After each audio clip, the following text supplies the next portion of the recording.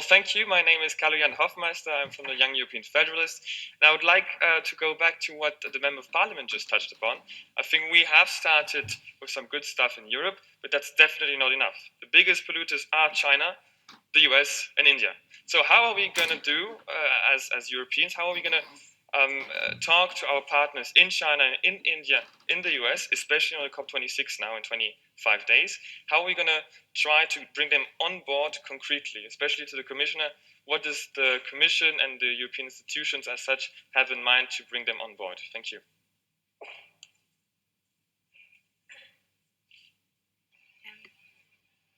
Would you like to respond? Yes, absolutely. I thought the MEP was the first and then me, but yes, thank you very much. A very good question. First of all, I would say that we have to already evaluate that some progress has been done.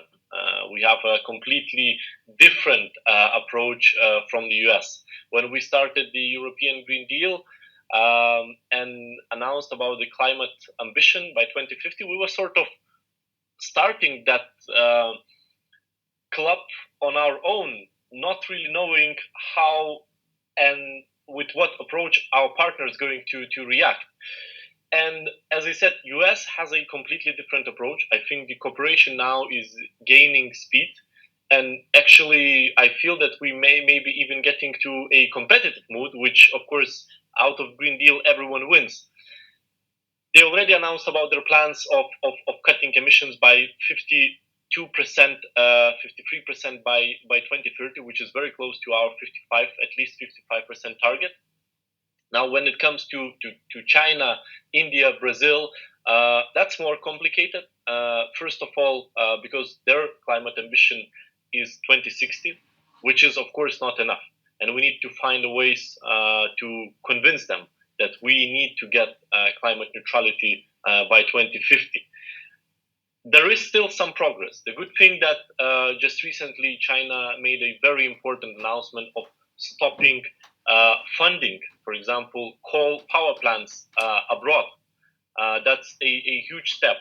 It means the money will be flowing into a green project. Secondly, I think China holds a unique opportunity in their hands with COP15 in Kunming.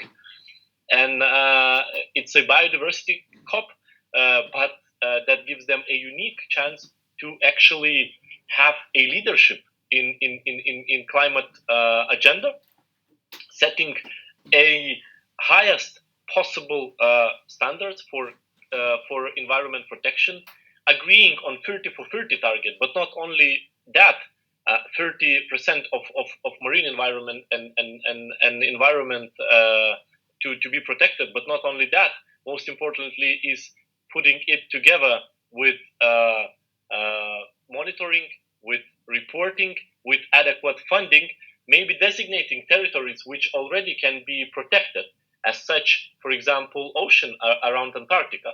So I think China has a unique position to actually establish itself and be very serious about its ambition. We've seen some good progress, but of course we want more.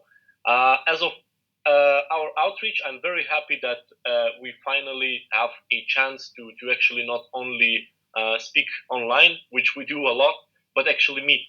Because tough negotiations, where tough decisions takes place, they need to be live, where we could speak eye to eye, and that of course brings us closer to our partners. EVP Timmermans, he is traveling to China, where he is going to have an extensive round of negotiations with our Chinese colleagues.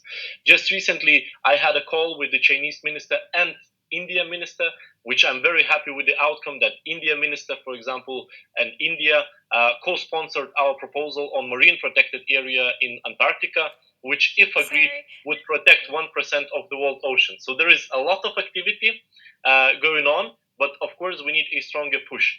And I hope that I can count on you and your colleagues, young people who will be also pushing their governments in China, India, and other parts of the world to make bold action towards a climate ambition. Thank you. Thank you.